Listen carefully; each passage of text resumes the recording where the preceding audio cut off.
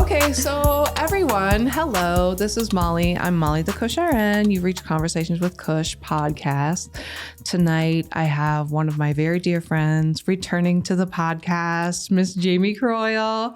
She was my very first guest a year ago. We've come full circle, and so many things have changed. Has it already been a year? February 1st. Yeah. Wow. Yeah. Okay. So we're celebrating a year here. Yeah. Time flies when you're having fun, doesn't it? Yes. Yeah. What have you been up to? Do you have like a special announcement that you want to do? I know you do. So I do have a special announcement. And make your announcement because I really want to hear about what's new and interesting in your life and how things have changed in so many ways. I'm trying to figure out which announcement to announce first. Oh my gosh, there's more than one? Holy shit, I wasn't expecting this. So, okay, yeah, go. So yeah, a lot's happened in the last year. I think that we all know that Minnesota's been kind of one of these topsy-turvy, who knows what's happening in the space, in the cannabis space. And I have just continued to be there. But the last year, I have focused a lot of my studies in psychedelics. Okay. So spent a lot of time. I think I've said that even kind of halfway through, about the 6-month point when you were at the growers meetup. Was that about 6 months ago? Yeah, it was. Yeah. So graduating, I graduated in January. Woohoo! Good job. You know, it was a little bit more than what I thought it was going to be when I walked in. So it was pretty hefty on the plate. But the big announcement that I have is that after 7 beautiful years in retail, I am moving on. Oh my gosh. I am going to close the shop. Wow. Yeah. That is a really big announcement. And I've known about this for some time. Yeah. Thank you for trusting me with your information. And at first, when I first heard it, I was sad and like devastated for you. And then you went on to say, no, Molly, this is exactly what needs to be done. Yeah. And so I've tried to support you through all of that and be happy for you. So yeah. I can't say that it isn't without emotion. Yeah, right. You know, I feel like a lot of the last 7 years has been, let me just hit this. Hit it.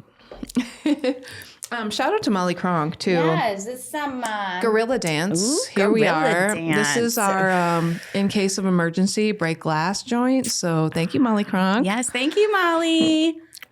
So yeah, go on. Yeah, it was a really hard decision to make.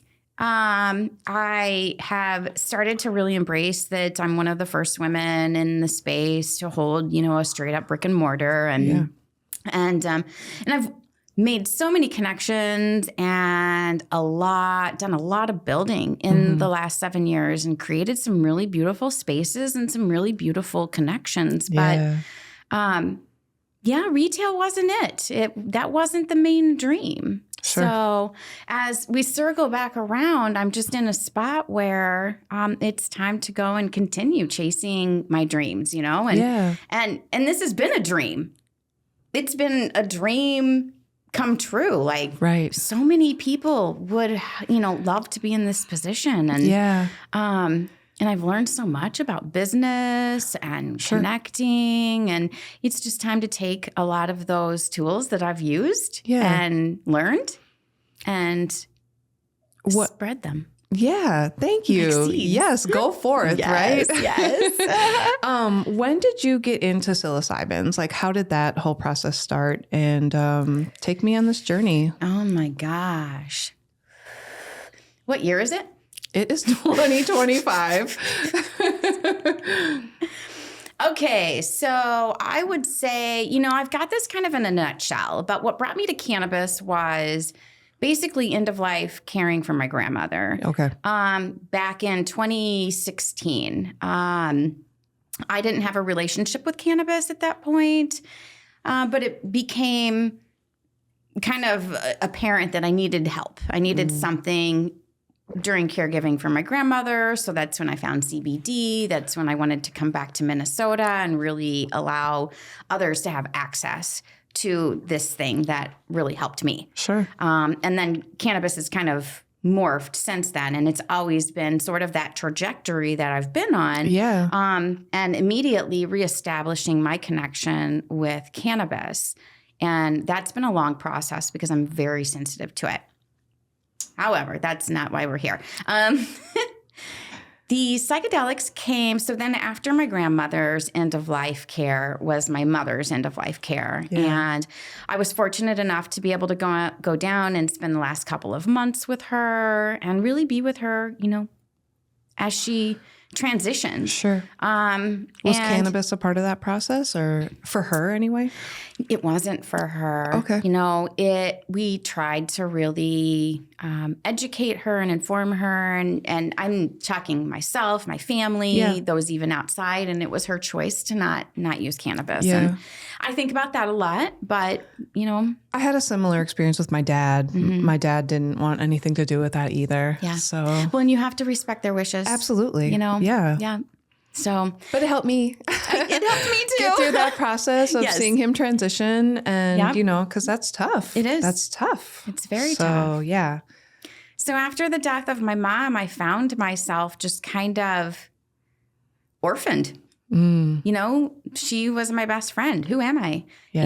And that is when someone actually sent me some mushrooms, and it was from someone from my very far back past. Some angel. Yes. It was actually a friend of mine's son. Wow. Yeah. Okay. That's Yes, cool. who's an adult now, Yeah. So he had sent me some, and we just started connecting over them. And he, was teaching me some about his experiences with it. And, honestly, I can't remember how I found microdosing, Okay. but I found it. And I went through a 6-week course on how to microdose, and it changed my life. I mean, it changed my patterns, my thinking, my outlook, connected me to the earth. Yep. I'm relating on so many levels right now because, as you know, I did my own cohort with microdosing psilocybins this past year, and it is life-changing. Yeah. I mean, everything, I'm 50 years old, and I'm like just now learning things and figuring things out that's like, why didn't I know this 30 years ago? Yeah. Yeah. And why wasn't I able to cope like this 30 years ago? And why did I wait so long to become well? Yeah. Sadly, Culture. Yeah. Our society. Well, and I think that there's just that knowledge gap, and there's, of course, the stigma that people are like, what? Those are drugs. Why are you taking those? That's not medicine, you know? So this is what we work for every single day on this podcast and in your store and, in this space. So, I have just as many people coming in being curious about microdosing and psychedelics as they are cannabis. That's awesome. I mean, every day. Yeah. Yeah. Even today, some person that came in and they're like, oh, are these drinks going to make me feel shroomed out? I'm like, no. No. Because you sell a lot of functional mushrooms in your store. Yes. Yeah. Yep. So. Yep. And we have some lines of mushroom drinks that some have caffeine, but typically have like lion's mane, reishi, adaptogens of various kinds, L-theanine, various things that are just good for chilling out and tasting good. So hurry down, folks. I mean, this is your opportunity to pick up some drinks. I mean, they're going to be going fast. Yeah, right? Yes. Okay, so fast forward. How did we get here? How did we get to House of Oil Works dissipating and, you moving on to a new endeavor? And what is that? Finishing school, I have also been suffering a little bit of burnout. Yeah. So I'm actually going to take 10 days and go away and do nothing, right? Maybe not even care for myself for 10 days. We're going to come back and we're going to have to like kick triage you. Like, are you okay? And if you move or moan, we'll know you are. Yes. You know, as school started to sort of finish up around January, I also had an opportunity to go through an accelerated course for licensure in Colorado. And and here we are. Here we are. Yes. So I extended like another month and a half of training, and there was some asynchronistic training, but most of it was in person and what one would call clinical hours. So I had to go to Portland, Oregon to do those clinical hours because they're the only state that is legal. Them and then the city of Denver is legal, correct? They're much like Minnesota. They do not have a functioning, like final rules are just coming out, and their market will start up in May. Okay. Yeah. And then here, then in Minneapolis, it's decriminalized. Am I getting that term correctly? Or no? Okay, just tell me about it. It's actually deprioritized. Got you. Okay, but tomato. I mean, it is really what it is. But I feel, because I'm a pretty conservative person when it comes to things like this, like that tomato is a little bit different because deprioritized in Minneapolis means no one's looking for anything. Right. It's not a priority for them. But also, because they're not looking for it, it's not really kind of out there, but it's not technically decrimmed at this time. Yeah. Okay. Mm-hmm. So moving on. Sorry, didn't mean to get segued, but I think that's good information that the audience should know. Because and I'm always getting that question, like, what about shrooms? Isn't that illegal? I'm like, well, yes. No. So you did what we would call in the nursing field, like your practicum or like your, I forget what they call it, but it's like your clinical hours where you like go and you help people actually take them on journeys, help them through microdosing protocols, help them learn how to use psilocybins in an intentional way. Mm-hmm. Sort of. This was specifically for people who want to come into a healing center and take a journey. Okay. Yep. So there's a medical intake form. There's, and that's kind of all pre-journey, and then journeying inside the clinical setting, which is called a healing center. But what I went to in Portland was very beautiful and was not like a clinical like an office setting. Yeah. It was very put together. It had great ambiance. Yeah. There were big trees everywhere, kind of painted. Yeah, it was a vibe. So people can really commune with nature, which is one of the things I think psilocybin helps us do. Yeah, right in the middle too. of the city of Portland. Wow. Yeah. Was it a green space? No, they were just painted on the walls, but there were windows everywhere, and you could actually look at everything. But it was like being in kind of a fish tank in the middle of Portland. And just imagine, being in an altered state of consciousness, like looking at Portland and watching it go by. Kind of surreal, and, having a whole building to do that. That's cool. Yeah. So it's sitting with people who have taken mushrooms, and then also there's integration and really taking your client through integration, helping them land a little bit back onto, planet Earth.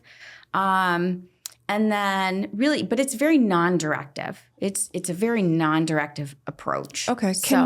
Can you just, what is integration? Just define that term for me. Because I always say it and I'm like, I wonder if I even know what it is. Oh, that's a great question. It's really taking some of the insights and challenges and things that have come up and integrating them into life, and that can be on various levels. Integration, one of the things that one of my mentors once said was sitting with your trip for 10 minutes a day and really just keeping it alive. When we open the doors this much, when we open both French doors and like, hello, a lot comes in. Sure. And so sitting with that and like you would a dream, right? Really journaling about it, thinking about it, keeping those insights, those ahas really at the forefront. Because if we don't keep them at the forefront, then we get back, life gets in the way, and we forget about them. And we get back into our old crappy patterns, right? Versus, going forward with the knowledge that we've learned. So integration needs to start kind of immediately post-journey. Okay. And that can be in the way of movement, of art, of collage, of journaling, of talking. Those are kind of some of the big ones. What's your favorite way?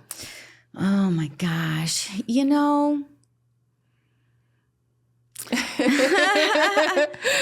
don't think it's talking. No, it's really movement. Movement cool. is one of those things, but I have taken to journaling as well. Art comes next. And so like I was on the plane home from Portland. I didn't even listen to anything. I just had the back of my notebook and I kind of made this art piece. Sweet. And it had kind of been coming together. And now I'm putting it onto art. Really, I'm doing it digitally right now. This is like my first digital piece. Yeah. Okay. Right? Yeah. I know. And I work on it at least once a week. That's cool. Just really knowing that these things that I brought in, I think about them and I remember them and it helps keep me on track on like the things that I want to change. Yeah. I love it. It's really awesome. I'm excited for you. So to take that now and go forward and help other people achieve those things in their life, Thank you. Yeah. I'm excited. It's beautiful, man. It's really beautiful. Yeah. It's part of what the dream was to begin with. Like the dream was that I was in a little office space, but people were coming to me and I was trying to help them get better through plant medicine and really like herbs too. Yeah. And then having a little retail store, like the retail portion was like this little spot, right? This little square inside, my office where there was some high selling vitamins, right? Everybody comes in for some good vitamins or something. And then I would have those for them to purchase if they wanted. Yeah. Otherwise, anything would be done online, like through like Full Script or any kind of vitamins or supplements that were in their chart. Okay, cool. Yeah. Cool. Yeah. All right. Kind of nursey, but not nursey. Well, I mean, plant medicine is a little bit broader. I think, people that have studied for a long time and like, I think about you are probably close to the equivalent of like a Gangier in the psilocybin space or maybe further or I don't know. What would you call that? Yeah. Would it be like a shroomier? Shroomier. Right? That's a good one. Psilocybin A? I don't know. No. What do you think? What do you think? I kind of like the shroomier. Shroomier. Yeah. It's kind of like umami. Shroomier. I'm a shroomier. I'm a shroomier. I love it. But yeah, like having that. And then it is almost a little bit more because you have that clinical application then where you're actually like Ganges, yes, they have all this knowledge, right? But I think it's still up to the person to experience cannabis in their way and like develop that relationship. Whereas with the psilocybins, you're actually facilitating someone using that medicine in a super intentional way to get wellness, to get healing, to solve the problems that they've been thinking about for the past 50 years. So it's a little bit elevated. It is elevated. Yeah. But there's also this conception that, the phrase, it was like a year's worth of therapy, in one session. And I feel like that's been sensationalized a little bit because much like cannabis, these are tools. Right, exactly. Tools they're not AI tools. They're not going to do it for you. Right. They're not machines, right? So, and it's not a cure.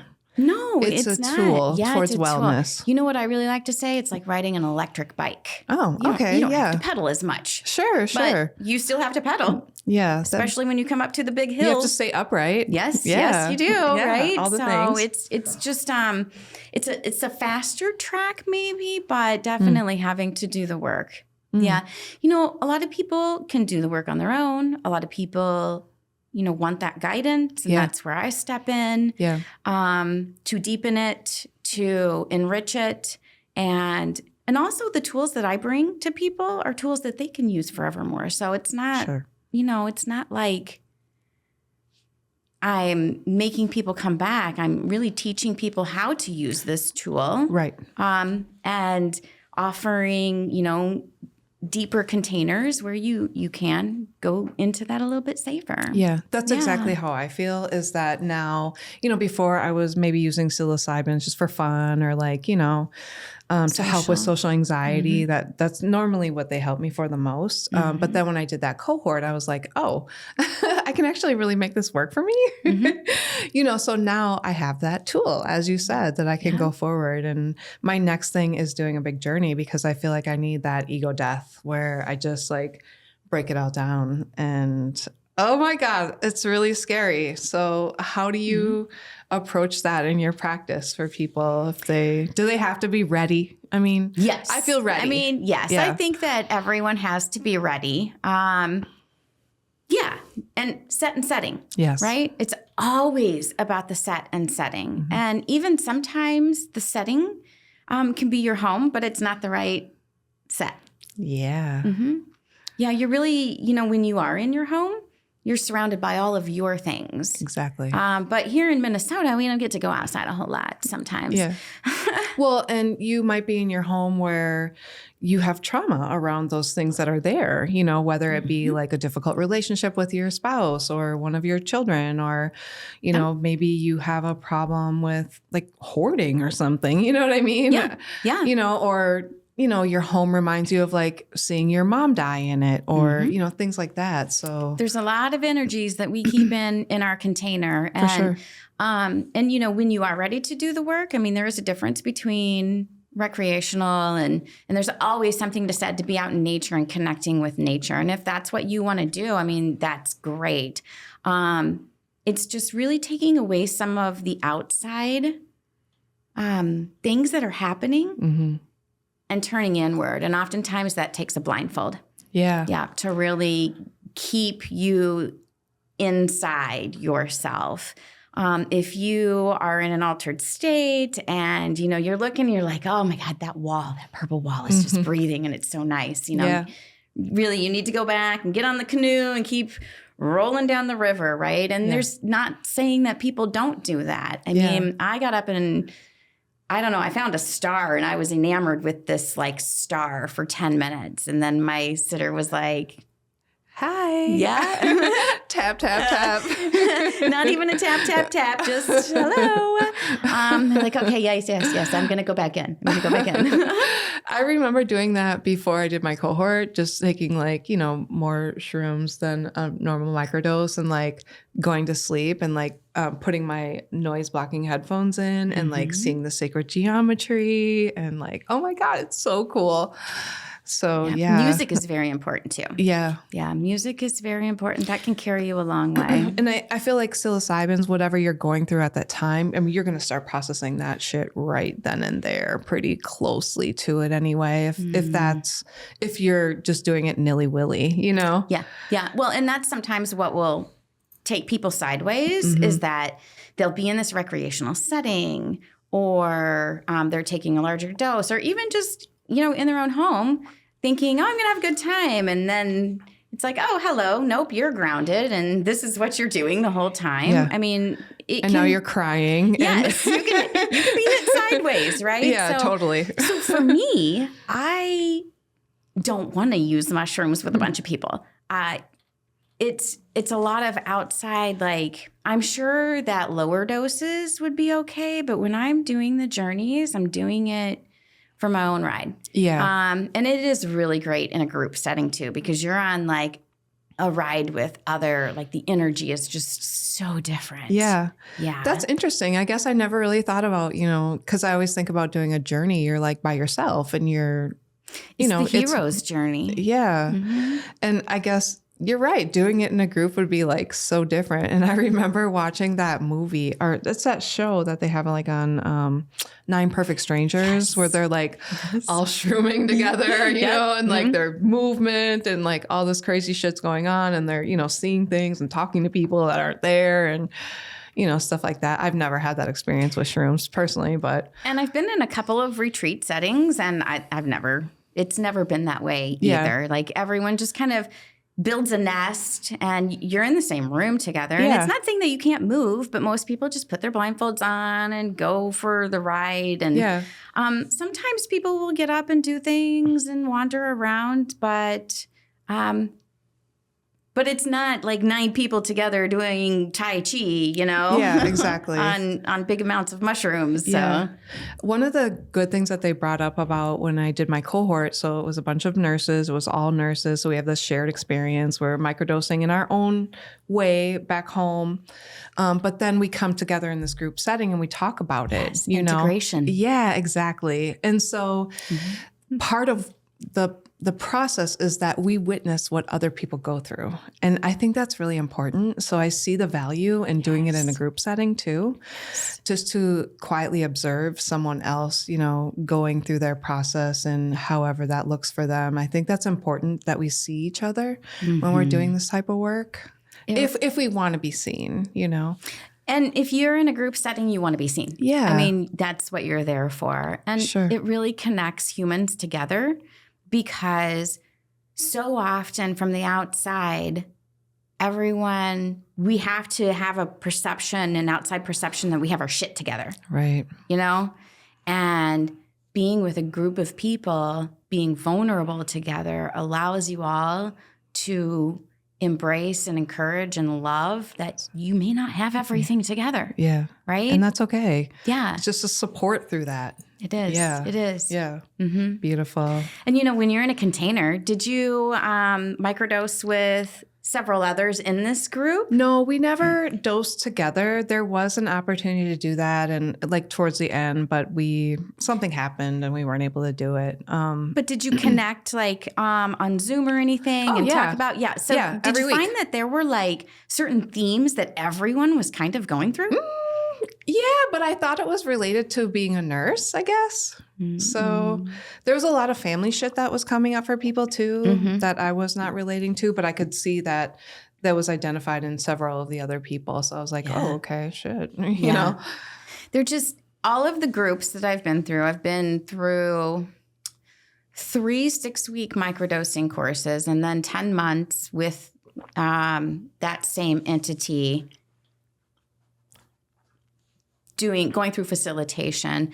But through the 6-week programs, it was, there always seems to be something that's very synergistic, throughout the groups. Yeah. And then I led a microdosing group in January, and there was several common themes and intentions that people are bringing together. So I find that really fascinating that in most groups, there is a very common theme. Well, and I think that's part of what mushrooms do. They, even in the world, what's the name of that Netflix documentary, The Magic World of Mushrooms or something like that, where they talk about the organism, the fungi organism is like a web over the earth that lives below the surface and connects all the trees, every blade of grass, every drop of water. I mean, it's really cool. And mushrooms are highly intelligent, so they can talk to each other from, I can talk to one mushroom here, can talk to one in China. Yes,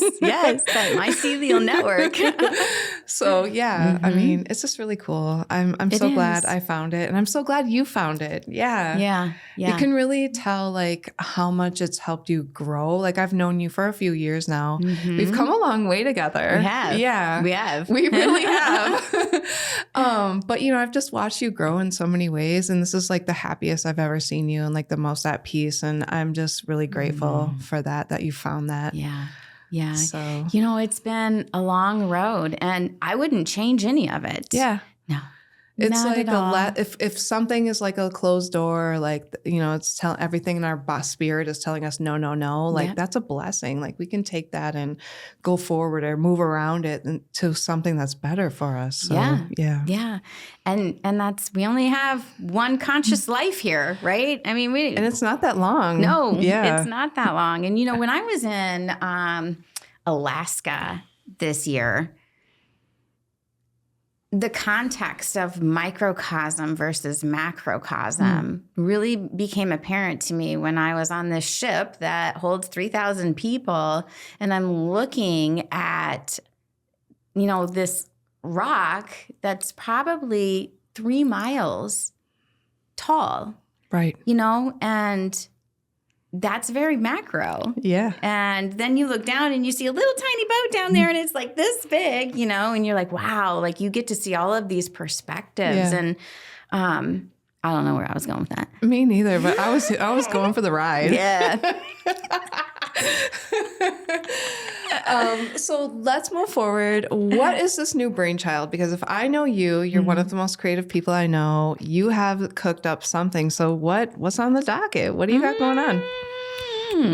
Well, still have the Minnesota Women's Cannabis Collective. Yoo-hoo. Yeah. So we're getting ready to launch some stuff there. Yeah. I'm excited to hear more about been that. behind the scenes. Yeah. And then, but Soul Grove is probably going, Soul Grove is what it's called. Okay. Yeah. Okay. Yeah.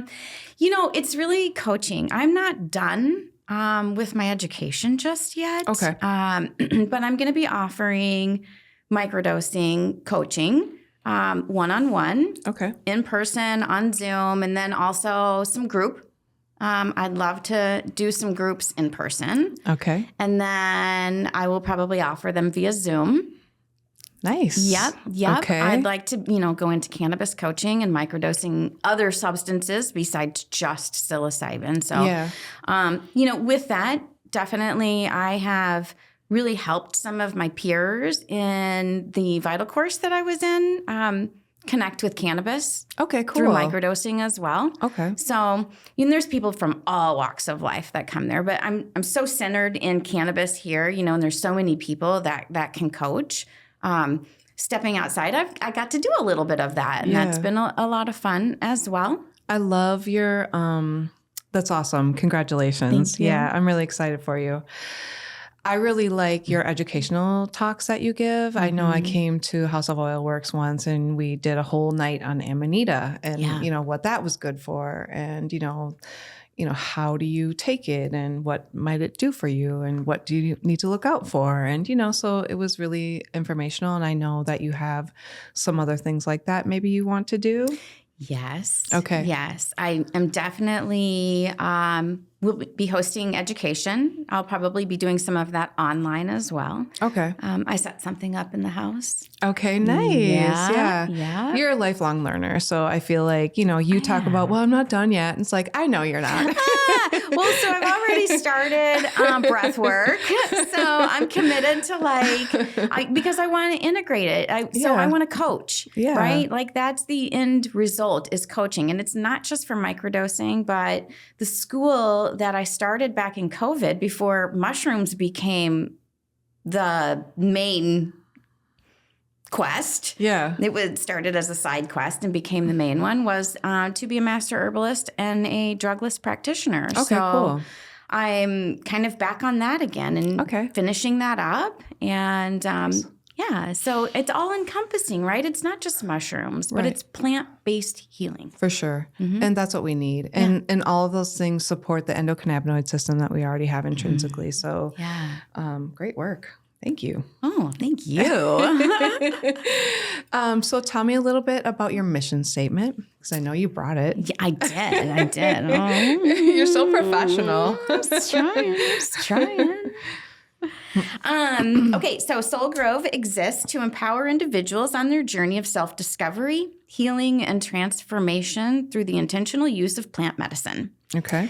Something that I fell in love with throughout my studies was Jungian psychology. Oh, boy. So I bring that perspective in sometimes of working with the shadow and familiarizing yourself with your shadow, and really just embodiment practices to help people create sacred spaces. And then I'm going to offer education and cultivate ethical communities where deep inner work leads to sustainable growth and holistic well-being. Okay. Please do not put this on here. Why? That's perfect. You just have to, you're going to say it like 15 times and you'll be like, I got this down. I and know, you're going to be able to right? like rattle it off. And no I need problem. to. When I was doing that earlier, I was like, I need to memorize this. And then I envision a world where, I'm sorry, hold on. Like, You're okay. No. Oh, it's on the mic. That's why. Okay, my vision statement is I envision a world where individuals reclaim their innate wisdom, harness the transformative power of plant medicines, and foster meaningful connections with ethical, supportive communities. Okay. Ethical and supportive communities. I strive to bridge the mystical with the practical, providing accessible pathways to healing, empowerment, and self-mastery. Awesome. I love it. Yeah. I think, let's go back to that shadow work because that term just like lit me up. I love my shadow. I now know who she is. That's very helpful. And I think shadow work is really important. And I think that it's something that I should probably do with some sort of guide, whether that be like a book of journal prompts or a person that can help me through that, because it's important to know what your evilness is, for lack of a better word. Yep.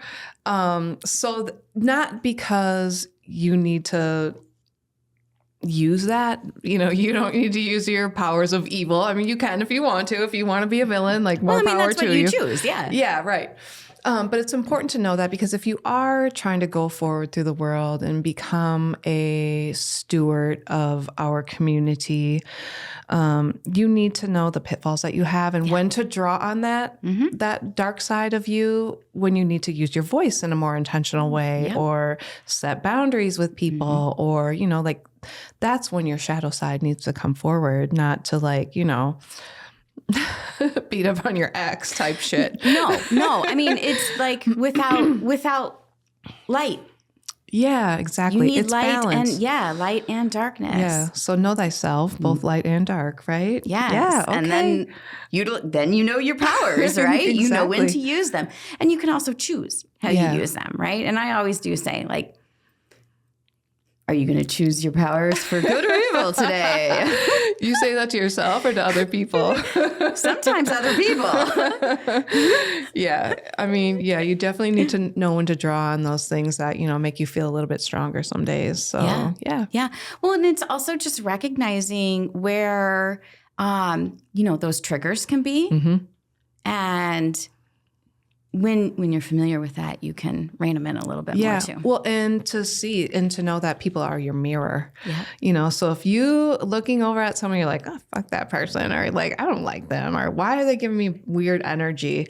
Like, you better lean in a little bit and figure out what it is about that person that's inside of you immediately and work that shit out. But it's very scary to confront that. Yeah, it is. It is. Yeah. And people don't know that they should, I think. Right. These are the lessons that we learn as we go from conscious body to conscious body throughout our lifespan. Yeah. Not just our time here, in our previous, in our next, Yeah. So when we don't, we talked a little about it earlier, when we don't learn those lessons, we're going to be repeating those until we finally do. So that's why doing this really intentional deep dive into our subconscious and piecing out who we are is important. And it's very important to have a safe space to do that. Yeah. We live in a really fast-paced world. And having safe spaces to really slow the fuck down and be able to travel and explore, right? The self. Yeah. You have to be protected from the outside while you're in sort of traveling around. And you're vulnerable. You are vulnerable. Yeah. So maybe sometimes people don't have safe spaces to do that either. Sure. Yeah, that's a great point, actually. And it's a really good point. It is. I mean, a lot of people don't find sanctuary in their home for a million different reasons, right? A million different reasons. But just, it's always, the work is, it's set and setting, right? Yeah. Even if you are going to explore that shadow, not under an altered state of consciousness, sometimes that can get a little dicey when you don't have a safe space to really explore and let those guards down. I don't know how much you can really talk about this, but like, so let's say I'm going to come to you for a consultation and I'm going to come in person. What would I expect? What could I expect for that? Yeah. Like what services? Yeah. Like what types of services? What would our visit be like? Probably really talking about what your intention is, why you're seeking it, what kinds of work you've done up till now. Okay. What type of drug usage you've had, in the past. And we're talking all kinds. Yeah. Or, let's call substance use, right? Yeah, perfect. Thank you. I hate that word. I know, right? It feels dirty. I always say it though. I'm like, I'm doing the drugs tonight. And people are like, shut up, Molly. Quit talking like that. What are drugs anymore, right? Quit talking like that, Molly. You got a bag full of sugar. Don't make it weird again. Yeah, anyway, sorry. I mean, sugar's my drug. Let's just be real. Coffee's mine, I think. Yeah, coffee's there too. Anyway, what were we talking about? I don't know. So what can a person expect? Oh, yeah.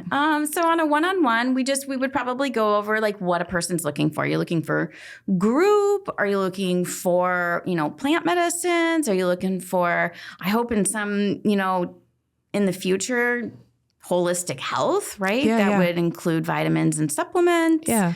I'm not ready for that yet, but in the future. Yeah.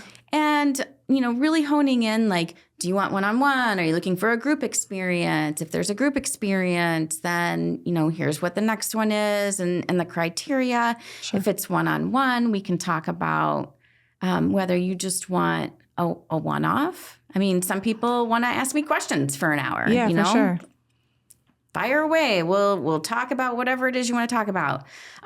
Or a 4 to 6 week sort of microdosing journey. Okay. Yep. Yeah, so that's kind of what I did. So we went on a protocol. Yep, it would be a protocol. And I know there's several different protocols. Do you individualize those for people? Or our thing was, this is the protocol, but you can choose your own adventure. Yes. So if, just don't do it every day, they said, because you need to take a break. There's no research that says, microdosing every day is really good for you or bad for you. So yeah, and it's just also you should take that break between protocols. But it is curated for the person. That would depend on, I personally feel like someone who has never microdosed before, and this is their first time, that there are a couple of different protocols that are easier. Sure. To ease into for someone who hasn't done it. Sure. But someone who's familiar with taking it, even, larger journeys, different protocol might have to work for them. Yeah. But it is individual. The reason why I couldn't do it, so theirs was like a Monday, Wednesday, Friday, off Tuesday, Thursday, Saturday, Sunday. But I couldn't do it like that because I might have to work on a random Wednesday, and then I would be taking the medicine at night after I got home. So I was like, well, I really want the efficacy or the benefit of it, throughout the day. What if I'm, doing mundane tasks, and a lot of times I'll just kind of go inside and listen to my music and kind of get out of my head a little bit. And I was just thinking like, wow, it'd be nice to have a psilocybin on board during that time. So I didn't always have to think about processing my bullshit. I could just enjoy my experience and turn those voices off, because that's kind of what it does for me. It helps me to be more present. And it turns those voices off in my head that are saying, you're not pretty enough, you're too fat, you're not smart enough. It turns all those voices off so that I can be comfortable in who I am in a social setting, because it's mostly in social setting when there's like a bunch of stimuli coming at me at one time. So that's when I kind of break down. But man, I never knew that kind of stuff about myself until I went on this journey. So, yeah.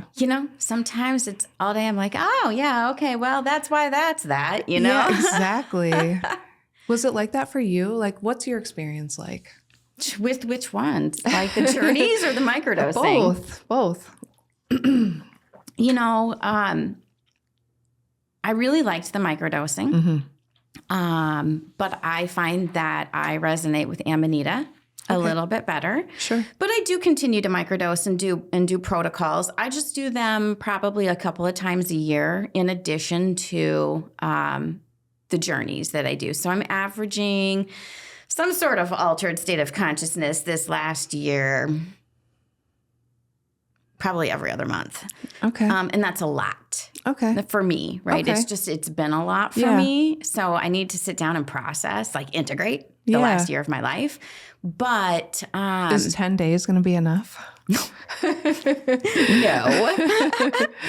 Yeah. No, it's not. Yeah. It's a good start though. Good start. Yeah. Good start. Yes. Yeah. Okay. So doing it, 6 times a year, you said. And yeah. So I would say what that does Amanita do for you? Amanita does for me what I find that as I've aged, like the ADD and the ADHD is just really out there. For sure. And cannabis actually exacerbates that for me. Me too, dude. Yeah, me too. Yeah. So Amanita does not do that for me. Okay. It really just grounds me and allows me to get work done. Okay. Yep. So sometimes I will spin in circles. I'm like picturing a top right now. Yeah. But I'm relating though. But you know what? I'm just sitting here thinking like the mushrooms have unmasked me. Yes, they have. Yes, they have, right? Yes, they have. I have learned more in the last year on like how I think and how my thinking patterns are and how they aren't what I thought they were. Sure. It's the shit we tell ourselves. It's crazy, so that we can feel normal. Yeah. But, taking those larger journeys it turns off that default mode network. Sure. Right? So we've always got the processors happening in here and, the modulator donkulator, I think is what Jude would call it. Hell yeah. Shout out. Shout out Jude Croyle. So it shuts that down and allows that noise to go away, just like you said, right? Those voices, those processes, those thoughts, all of that just kind of gets shut off because the psilocybin comes in and says, all right, we're shutting down for a minute. Yeah. Yeah. It's almost like it protects you. Mm-hmm. It protects you almost. It's like I always say cannabis like really brought the veil down for me so that I could open up and be open to things. And it's almost like with mushrooms, it protects me. It shuts other shit out that doesn't make me feel safe. Yeah. So yeah, it's been awesome. And for my audience, I just I hope that you're listening to this conversation if you've never tried psilocybins before and just tapping into this isn't something that's making you feel high. I want to get that point across especially about microdosing. Yeah. Because, people's eyes just get buggy when you tell them, I've been microdosing psilocybins. They're like, what? Like mushrooms? Yes. I don't feel high. I feel affected because it's almost like something like a switch turns on and I feel suddenly more chatty and more social and more happy. But more connected. Yeah, but I don't feel like, oh my God, I got to sit down and I'm not going to be able to get, A, B, C, D crossed off my list today now because of this. Right. So it's not like that at all. No, that's a common misconception that I'm seeing is what a microdose actually is. And much like cannabis, a microdose for someone is going to be individual. Right. It's also going to matter what type of mushroom you're ingesting. Right. So different mushrooms are going to bring different things to the table. There are going to be some that are a lot heavier. 100 milligrams of golden teachers is not going to hit the same as 100 milligrams of like a penis envy, right? They are going to hit different. Right. So really knowing what you're taking and, what hit you're getting is critical to that. And that can change. So it's really being able to calibrate into what your body needs at the moment. Yeah. Which might change. Yeah. But also how much. Exactly. How much. I have heard up to 0.5 gram as a microdose. And when we're really truly talking about a subperceptual microdose, yep, that's typically under 300 milligrams. Right. Yeah. Not half a gram. Right. Right. Mm-hmm. Yeah. So great point. The thing that I experienced, and I can only talk about my experience, and you can share if you want to what the people might experience with you. That's completely up to you. But my experience was that we were sent varying doses, and 50 was actually the recommended. If you've never tried psilocybins before, this is where you might want to start, and then titrate your way up to where you think you're at a right spot, just like cannabis, right? Yep. Yeah. Lowest. Yeah. But lowest, amount. Most effective dose, Yes. right? Yes.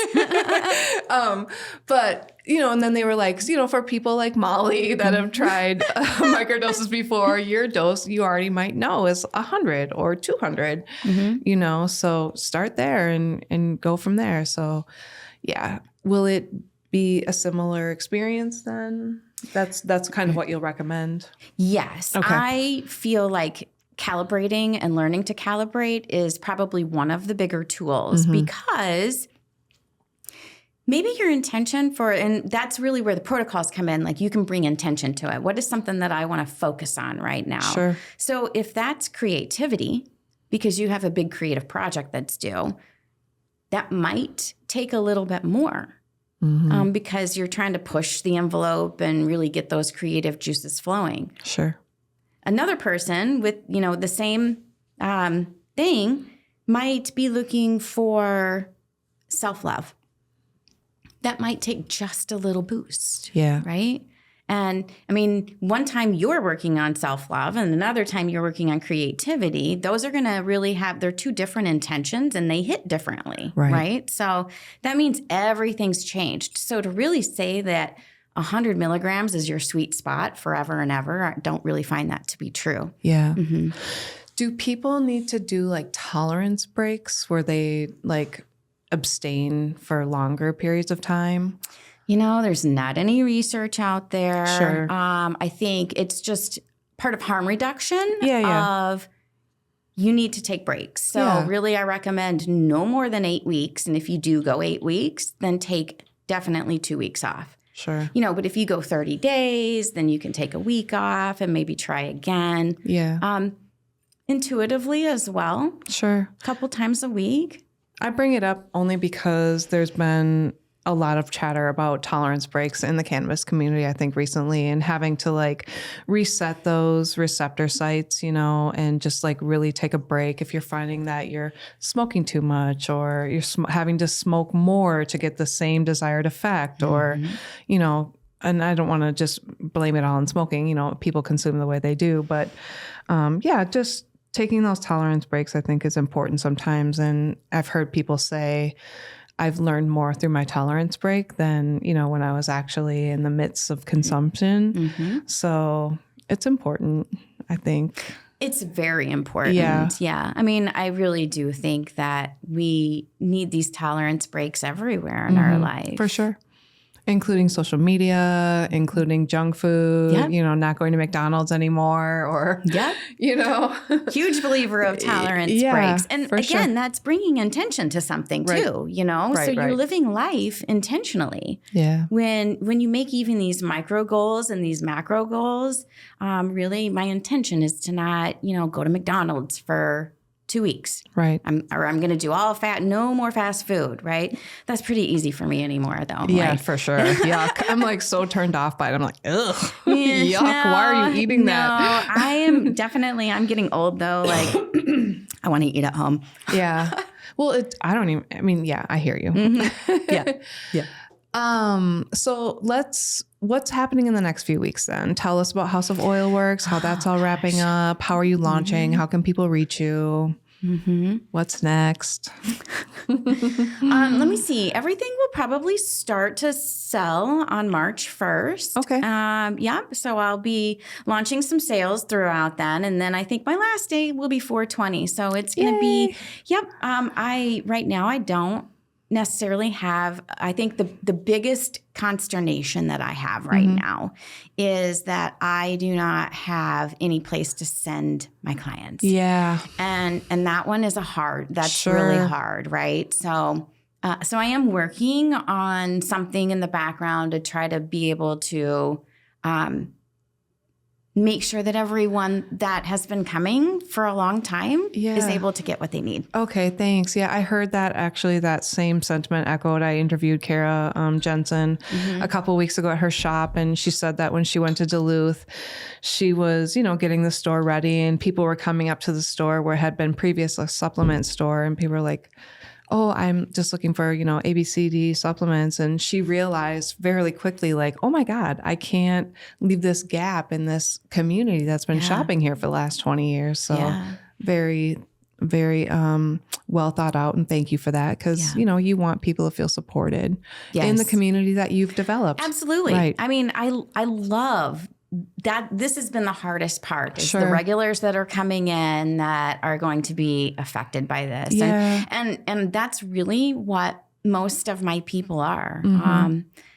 I probably have more of a 70% of my clients are return clients and 30 are just, walk by. So I've been around long enough that I have some people from Northtown Mall, still that have been with me for 7 years. Yeah. So that's something that I will really, really miss. But I'm super excited for this next chapter. Getting everything sold out. I'm probably going to keep some that will slide under Soul Grove. Okay. Yeah. So I might do the circuit a little bit. It frees me up. But really, I don't know what's next. Okay. Yeah. I don't know. Okay. Well, I'm here for the ride. Yeah. One other thing I just want to mention too, I just want to give you some accolades because, I've come into your store before and you have like city councilmen coming into your store. You have, politicians coming through there. You had, Representative Smith, I think from Rochester, come up and do a class, when they talked about the task force and trying to get a bill introduced into our legislators. Psychedelic task force. Yeah, thank you. Do you want to talk about that a little bit? I don't really know a lot about it. Okay. Just know that it's coming, okay? And people are thinking about it, and very intentionally, people want to be able to bring that to the larger community. Yes. There are definitely some bills being introduced. But I'm not really sure where they're going yet. There are actually a handful of bills, some decrim, some medical models. So we'll just kind of see what happens this time. But there is the Psychedelic Task Force that has just so graciously been working on this. There's also a couple of fringe groups that are really working on some things. So we're not silent. Yeah. I like it. I know. Yeah. I know. I need to hear people's voices, and I want to hear them roaring and screaming if they have to. I'll tell you, a long-term goal here is to be like facilitator number 1 in Minnesota. Okay. Manifest that shit. Yeah. So I like it. Yeah. I would love to be able to be a part of what's happening in Minnesota. Yeah. The other thing I want to talk about is just how beautiful it was that I think you supported Jude's grow community and, just made a space for him and his people to come in and really just get into community over growing cannabis and, bringing that forward and feeling like a place where it's like, holy shit, I found my people, man. I know. We have a crew that comes. Yeah, you do. Yes. Yeah. It is a crew. I love that crew too. Yeah. And we're working in the background on that one too. But yes, it's been a beautiful, beautiful community. And just new people coming to it all the time. And it's a really safe space for people to learn about growing and, nerd out. Yeah, I love it. Yeah. Which leads me to your innate ability to grow and support community. And it's one of the things that I really, really love about you. And you. I'm really excited to see what you'll do in this space and how you'll make a community there. you're amazing and I love you and congratulations. Thank you. I love you too. Yeah. Thanks for coming on and telling everyone about what it is you're going to be doing and sharing such a vulnerable thing. Like, I'm sure it's not easy. I'm sure there's some days where you're like, what the hell? You know? There was something I couldn't take off the wall at the shop. Right. And if you see me crying, just no. Pass me a tissue. Yes, just pass me a tissue. But also this allows me the ability to connect with my community deeper too. Yeah. The one where you really feel at home. Yeah. Yeah. You've built a home for everyone else and now you get to build your own. And I think that's awesome. Yeah. So, yes. Okay, so 420, get out to House of Oilworks by March 1st. Look for the sales. Yep. There's going to be lots going on. And then make sure you follow and share and support Soul Grove. Tell them where they can find you. So you can find us at us, meaning me. Right now, anyway. And all of her integrated parts. Yes. Her shadow. Yep. All of my parts. Can be found at soulgrove.net. And that is SOULGROVE.net. I do have, you can set up a discovery call and we can chat. I will also collect your email, but I do have discovery calls available, which is the 30-minute kind of free consultation. Awesome. I'll tell you what I can do for you. We'll really talk about what you're looking for. But I also hope to have just a list that you can get on my mailing list so I can let you know. I do have an Instagram. You do? I do. Okay. What's that? I have 1 follower. Okay. What? No, you're about to have 2. Fuck that shit. Let's make this happen. Oh, wait. I have 2 followers. What? Yeah. I hope I'm one of them. If I'm not, I'm about to be. No, you're not. Jude's the other one. Okay. Obligatory. All right. So it's Soul Grove. Yes. Okay. It is _Soul Grove. I don't even have a picture up yet. Okay. Yeah. Well, that's goal number 1 before you go home or when you go home tonight. I found you. Is Soul Grove? The Soul Grove. Is it one word? Oh, yeah. Yeah. Okay, hold up. I'm not connected to the internet in here. I never am, but okay. Yes. Okay. Yes. Okay. We in there. You're seeing me on the ground floor of this new thing. I love it. Yeah, I'm so excited for you. So. You know, I really just want to say one other thing. Yeah, tell me, please. You do know that this is the year of the dark feminine. Ooh, no. I didn't know it was the year of the dark feminine, but I am here for it 100%. I think you're a Libra. I'm a Capricorn. We are cardinal signs. Yes. This is our fucking year, dude. Yeah. Okay, to take over. So Pinky in the Brain right here will be coming to a theater near you soon. Because we are the main characters. Yeah. No, yeah. This is awesome. Yeah. So it is time for us as women to burn that shit down and rebuild it. Okay. Yep. Yeah. I have a lighter. We ride at dawn. Yeah. Oh, so anyway, thank you again. Thanks for being here. Congrats on everything coming up. Thank you. And that's it for Conversations with Kush podcast. Everyone, please go _Soul Grove on Instagram and support Jamie at soulgrove.net. Yep. And make sure to share, comment, and subscribe on the podcast too, Conversations with Kush.